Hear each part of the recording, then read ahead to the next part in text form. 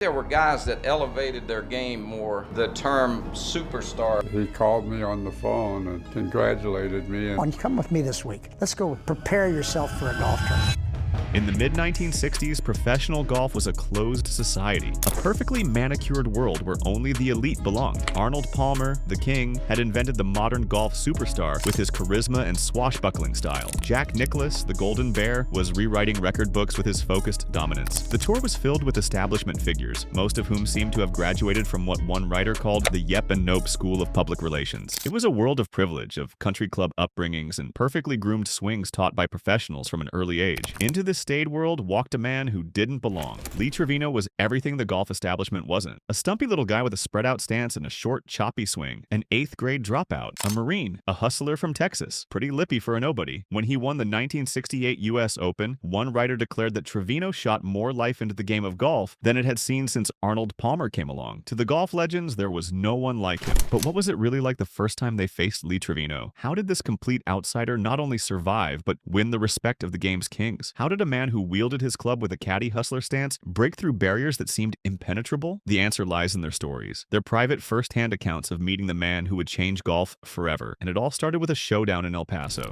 Before he was Super Mex on the PGA Tour, Lee Trevino was a local legend working the Texas gambling circuit. In the mid-1960s, he worked at Horizon Country Club in El Paso as the pro, locker attendant, and cartman. He earned $30 a week, but he regularly made far more in high-stakes daily money games. This was his world, a world where survival meant having game, having guts, and having the nerve to back it up. While other golfers were playing practice rounds and working on their swings, Trevino was playing for money he couldn't afford to lose. At the same time, Raymond Floyd was a rising PGA Tour star and one of the best players around. Floyd was known to travel around looking for money games when the tour took a break. Someone arranged a large stake match in El Paso, pitting the touring pro against the local player. What Floyd didn't know was that he was walking into the lion's den. This wasn't just another money game. This was Trevino's territory, and Trevino knew every blade of grass. The story of their first meeting has become golf folklore. Floyd arrived at the club, and Trevino, in his official capacity as an employee, met Floyd at the entrance. He carried his bag and shined his shoes. As Trevino was unloading Floyd's bag, the pro casually asked who he would be playing. Trevino looked up and simply replied, "Me." Floyd was stunned. He was playing against the cartman, against a bag boy. The audacity of it must have been shocking. But Trevino held all the cards. This wasn't going to be a quiet club match. This was a heavyweight title fight with hundreds of thousands of dollars on the line. Trevino himself painted the picture years later. It was the funniest sight in the world when they teed off. There were pickup trucks bouncing down the fairway, full of guys drinking beer and watching the match. This was the crucible that formed Trevino. The polite pressure of a PGA Tour gallery was one thing. The visceral, chaotic pressure of a high-stakes money game surrounded by gamblers in pickup trucks was something else entirely. It was an environment that steeled him for everything that would come later. Every dollar mattered. Every shot had consequences beyond a trophy or a title. On the first 2 days, Trevino, with his home course advantage and savvy shot-making, beat the Tour pro soundly. After the second day's loss, Floyd wanted to keep playing. He demanded an emergency 9 holes. This moment perfectly captured Trevino's psychological edge. He refused, telling the star, "Mr. Floyd, I can't. I gotta put the carts up." Floyd shot back that he was playing the cartman too, but Trevino held all the power. He was just a cartman with nothing to lose, while Floyd was the world-class professional being humiliated by him. On the third day, Floyd, a true competitor, refused to quit and tripled up the bet. He finally edged Trevino by 1 shot, making a 20-foot eagle putt on the 18th hole while Trevino missed his 15-footer. Floyd picked his ball out of the cup, having finally won the day but lost the war. He famously declared, "Adios. I've got easier games than this on the tour." That kind of confidence from a cartman is almost unbelievable. What's more impressive, Trevino's hustle or Floyd's reaction? Let me know your thoughts in the comments. And if you love hearing these classic golf stories, do me a favor and hit that subscribe button so you don't miss the next one. The encounter left a permanent mark. When Trevino, now a tour-sanctioned pro, showed up to his first events, Floyd had already spread the word. His fellow pros told him that Raymond had warned them. "There's a little Mexican guy in El Paso that you're all going to have to make room for him." Floyd understood what many others didn't yet realize. This wasn't just some lucky hustler. This was a player who belonged among the best in the world. If the Floyd match was Trevino's underground origin story, the 1968 U.S. Open was his spectacular public arrival. He was no longer unknown, having finished 5th the year before. Now he was winning his first major, captivating the crowd as the electric, talkative figure who joked about making money and changing his identity. He was entertainment and excellence combined in one package. The first first true encounter between the game's established icon and its newest star took place in the most fitting location, the scorer's tent, immediately after Trevino had secured the national championship. Arnold Palmer, the king, was not in contention. He had barely survived the cut, and yet his aura was so immense that television wanted him to play in the last group for the broadcast. Palmer was the ceremonial gatekeeper of golf stardom. Trevino recounted the moment years later. When he was signing his scorecard, Mr. Palmer stood over me, shook my hand, and said, "Nice golf, young man, you played well." For Trevino, the trophy was a professional achievement. Palmer's handshake was personal acceptance. Having come from poverty and the fringes of the sport, what Trevino sought more than money was legitimacy. He wanted to belong. His response to Palmer's simple gesture was pure, unadulterated awe. "God damn," he said, "I was happier to meet Arnold Palmer than I was to win the trophy." This was validation over victory. Palmer's private, genuine congratulations wasn't for the cameras. It was a symbolic coronation, an anointing of super mechs by the king. It was the moment the outsider was told he belonged. Trevino, who always spoke of Palmer with reverence, never forgot it. He said years later that he didn't know of anyone who met Arnold Palmer that couldn't remember the first time they met him. Palmer had that effect on people. His grace and class elevated everyone around him. The relationship between Lee Trevino and Jack Nicklaus is perhaps the most complex. It evolved in 3 distinct acts, from reverence to one of the greatest rivalries and friendships in sports. Trevino's true first encounter with Nicklaus was not a match, but a moment of quiet awe. Trevino had qualified for the 1967 U.S. Open at Baltusrol. He was an unknown, just trying to make his way. "The first time I ever saw Jack was at Baltusrol," Trevino remembered. "It was early in the week. I looked down from the clubhouse at the practice green and saw the outline of a man pudding. That was Jack." Trevino finished 5th in that tournament, which Nicklaus won. The $6,000 in prize money secured his tour privileges for the rest of the season and was the start of his career. By 1971, Trevino was no longer a fan watching from the clubhouse. He was a major champion and Nicklaus's primary rival. Their first iconic interaction came at Marion. Nicklaus, known for his intense, deadly serious focus, approached Trevino before a critical round to set the terms of engagement. Nicklaus said, "Lee, I do not feel like talking much today." Trevino, never one to be intimidated, instantly flipped the power dynamic with his legendary reply, "That's okay, you don't have to talk, you just have to listen." The two ended that week in an 18-hole playoff for the U.S. Open title. The tension on the first tee was palpable. Trevino, remembering his daughter had left a toy in his golf bag, grabbed the rubbery object and playfully tossed it at Nicklaus. The media narrative became one of psychological warfare. Time magazine wrote that the prank sent the legend scrambling like a frightened 5th grader. This version fit perfectly with Trevino's hustler image. The press loved the idea of the street-smart Mexican outsmarting the golden boy of American golf. The truth, however, reveals the depth of their relationship. The media narrative was a myth. "People talk about the gamesmanship," Nicklaus later clarified, "but it wasn't that way at all. I saw him take it out of his bag and I asked him to throw it over to me. This single detail transforms the moment. It was not an attack. It was a moment of shared camaraderie. Their friendship was already so secure that they could share a joke on the first tee of a U.S. Open playoff." The gesture drew a hearty laugh from Nicklaus and served its purpose for Trevino. Now loosened up, he shot a 68 to win by 3 strokes. Trevino's humor was both a weapon and a shield. He thrived on competitive moments, and his chatter was his way of managing pressure. He didn't try to beat Nicklaus at his own game of stoic silence. He made Nicklaus play his game. Beating Nicklaus at Marion, Trevino said, was the moment when he felt for the first time that he really belonged on tour. Their rivalry became one of profound, mutual respect. Nicklaus famously called Trevino the hardest player he ever had to beat, a compliment Trevino called the feather in his hat. Trevino's relationship with Seve Ballesteros was not one of rivalry, but of shared, profound respect between two of the game's greatest shot-making artists. This first encounter is unique. Trevino acted as a prophet, announcing Seve's greatness to the world. In 1976, a 19-year-old Ballesteros burst onto the scene, leading the Open for 3 rounds before finishing in a tie for second with Jack Nicklaus. A journalist in the press tent chronicled the moment. "Lee Trevino came whooping into the press tent to tell us we had just witnessed the arrival of a genius." Trevino, now an established global star, was using his credibility to anoint the next generation. He recognized in Seve something special, a kindred spirit who played golf with creativity and flair rather than textbook precision. Years later, their roles were as peers. Trevino was paired with Ballesteros during the 3rd round of Seve's iconic 1984 Open victory at St. Andrews. On the par 5 5th hole, Seve's ball landed in an awful lie on a downslope and above his feet. Seve, gripping down and hinging his wrist with incredible speed, worked to fade toward the pin. Trevino, his playing partner, became the narrator for the ages, his voice immortalized on the broadcast. A touch of class, baby. In a profound role reversal, Trevino, a 6-time major champion, became the student of the younger short game maestro. Trevino later told the story of asking Seve how he hit a particularly soft shot. He says, "Ride the pony," Trevino recalled. I said, "What the hell you mean, ride the pony?" With gleeful, egoless joy, Trevino then broke down the lessons Seve gave him. He said, "Take your feet at a 45-degree angle, take the knees and put them toward towards the toes, squat down with hands lower, and he wouldn't move his body. Trevino, the master ball striker, immediately understood. This stance quietens the lower part of the body and gives you more upper body speed, resulting in twice as much speed and more spin on the ball. For one of the game's all-time greats to so humbly receive a lesson from a peer showed his ultimate respect for artistry. It showed that Trevino never stopped learning, never stopped appreciating the beauty of a well-played shot. This was a man who loved the game more than he loved winning, though he did plenty of that too. Trevino's first notable encounter with Tom Watson was not a folksy anecdote, but a sign of the changing times. It was a trial by television. During the final round of the 1980 Tournament of Champions at La Costa, Watson was playing with Trevino. Watson was on cruise control with a big lead, while Trevino was grousing about his own poor play. A microphone on a tee picked up Watson in a friendly gesture, giving Trevino advice on his stance and ball position. This was a violation of the rules, which prohibits players from giving advice to competitors. A television viewer called officials to highlight the rule breach. After the round, Watson was asked about the incident and admitted it. He was assessed a 2-stroke penalty but still won the tournament by 3 shots. This incident was less about a personal conflict and more about a first encounter with the modern, televised age. The casual, on-course camaraderie that defined the pickup truck era of the Floyd match was now a punishable offense, not because an official saw it, but because the all-seeing eye of a television camera and a viewer at home did. Golf was changing. The intimacy of the old days when pros could help each other and share tips between competitors was disappearing. Everything was now under scrutiny. The most telling first impression from this relationship comes from Watson's analysis of Trevino's character. Watson, a champion from Stanford, recognized what made Trevino a different kind of competitor. He always told me, Watson said, you learn how to play under pressure when you've got $5 in your pocket and you're playing for 10. And he played a lot of betting games, and he loved to bet. He loved to play for money, and that steeled him. Watson, of all people, understood that Trevino had been forged in a different and perhaps hotter fire. While other tour pros had learned the game at country clubs with lessons from professionals, Trevino had learned it in the streets, in money games where losing meant you didn't eat. The available record does not provide a specific first meeting story between Trevino and Gary Player. However, Player's first impression of Trevino is, in many ways, the most powerful. It is not a single story, but a career-long summative judgment from one of the big three. Player, the South African Black Knight, known for his relentless desire for achievement and wanting success, respected one thing above all: toughness. In an interview, Player defined his era by its fierce competitors. His list is a pantheon of legends. Hogan was a fierce competitor. Sam Snead was fierce. Palmer or Nicklaus or Tom Watson or Lee Trevino or Raymond Floyd and Hale Irwin. They were as fierce as any competitors I ever saw. This is the ultimate validation from a fellow fighter. Player does not just include Trevino. He places him in the same breath as Hogan and Snead, titans from the previous generation. Player understood that the Merry Mex persona was not a distraction from his competitiveness. It was the expression of it. Player also provided brilliant modern context for Trevino's disruptive personality. He would have been one of the best follows on social media, Player said. A fiery, opinionated Mexican dominating golf. The world was enthralled with him. I can only imagine how popular he'd be today. This analysis of the first impressions of Lee Trevino forms a complete portrait of a singular career. It began with Raymond Floyd's definitive warning to the PGA Tour. There's a little Mexican guy in El Paso that you're all going to have to make room for him. These 6 encounters demonstrate exactly how he made that room. He hustled the established pros and proved he was better. He charmed the kings and earned their blessing. He outplayed the titan. He humbly learned from artists. He earned the respect of grinders. He was validated by fighters. Each encounter added another layer to his legend, another reason why the golf world had to accept him, not just as a player, but as one of the greats. Lee Trevino did not just find a room on the tour. With his Super Mex personality, his caddy hustler stance, and his irrepressible wit, he built an entirely new wing on the House of Golf, and he has been laughing there ever since. And that wraps up the legendary welcomes of Lee Trevino. If you enjoyed this story, show us some love by hitting that like button, and make sure you're subscribed for more deep dives into sports history. Thanks for watching, and we'll catch you in the next one.